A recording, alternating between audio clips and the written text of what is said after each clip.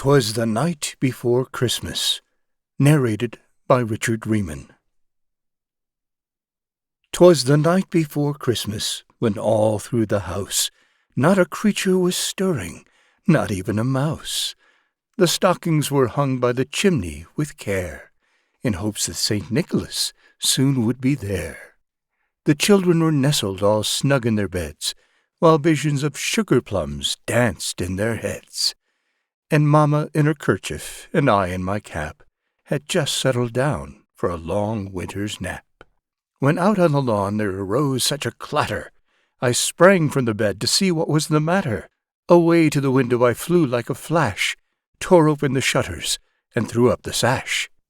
The moon on the breast of the new-fallen snow gave the lustre of midday to objects below, when what to my wondering eyes should appear but a miniature sleigh and 8 tiny reindeer.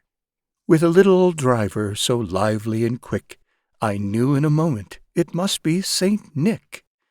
More rapid than eagles as coursers they came, and he whistled and shouted and called them by name.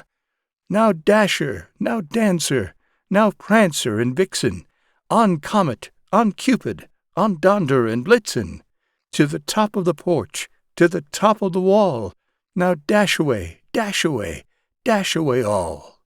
As dry leaves that before the wild hurricane fly, when they meet with an obstacle, mount to the sky, so up to the housetop the coursers they flew, with the sleigh full of toys, and St. Nicholas too. And then in a twinkling I heard on the roof the prancing and pawing of each little hoof. As I drew in my hand and was turning around, down the chimney St. Nicholas came with a bound.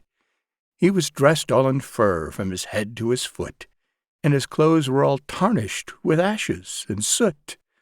A bundle of toys he had flung on his back, and he looked like a peddler just opening his pack. His eyes, how they twinkled, his dimples, how merry! His cheeks were like roses, his nose like a cherry. His droll little mouth was drawn up like a bow, and the beard of his chin was as white as the snow.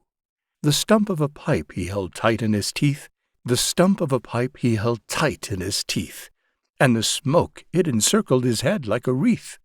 He had a broad face and a little round belly that shook when he laughed like a bowl full of jelly. He was chubby and plump, a right jolly old elf, and I laughed when I saw him in spite of myself. A wink of his eye and a twist of his head soon gave me to know I had nothing to dread.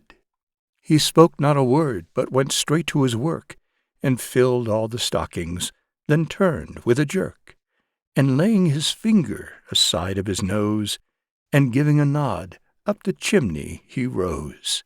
He sprang to his sleigh, to his team gave a whistle, and away they all flew like the down of a thistle.